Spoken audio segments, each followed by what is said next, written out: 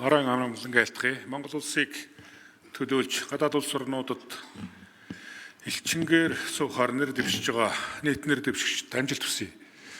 Гурван зүйл байна. Тухайн улс орнуудад амьдран суугаа иргэдийнхээ эрхийг хангах, төрийн үйлчлэгээ үзүүлэх чиглэлээр бид нэлээд онцгой анхаарах шаардлага байгаад байна. За нэг энэ асуудал байна.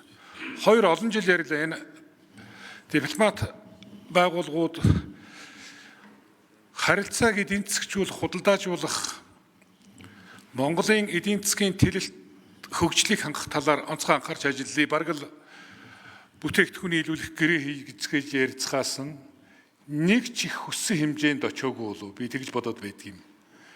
Тэгэхээр энэ тал руугаа нэлээд сайн анхаармаар байна.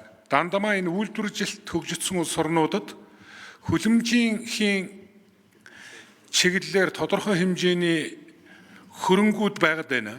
Энийг шингээх чадвар нэмэгдүүлнэ гэдэг байдлаар юм уу энэ Монголын цөлжилтийг буруулна гэдэг чиглэлээр үндсэндээ бараг дүүцүүлэн хамгаалтын чиглэлээр хөрөнгө Монгол руу ороод ирэх болцоо байгаад байгаа юм л. Энэ мэтлэнгийн асуудлууд руу нэлээд гол анхаарал хандуулж нэлээд сайн ажиллах хэрэгтэй байна гэдгийг нэг хэлчихмээр байна. Гурав дахь зүйл хоёр хөршөөс ахгуулаад бас дэлхийн 3 дахь хөршөөтэй томоохон төслүүд хамтарч хэрэгжүүлж байгаа. Энэ том төслүүдийн бүтээн байгуулалтыг үр дүнтэй явуулах, за бас тодорхой бүтээгдэхүүн 100% нэг улс орноос хамааралтай импортлогдож байна. Энэний тасалдалгүй байх хэрэгэд энэ зүйлүүд дээр гол анхаарал тавигдах ёстой.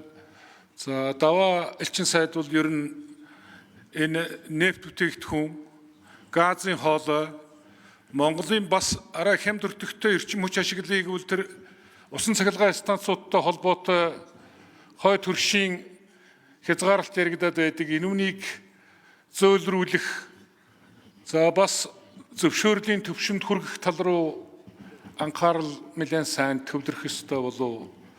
Ингэж байж хэдүүлэн хамтдаа энэ улс орны хөгжлийг түргэх чиглэл рүү бас нэлээд зохих үр дүн гарах болов гэсэн ийм бодол байна. Тэгээд та бүгдэд ажлын амжилт хүсье, баярлалаа. За бүхэлдээ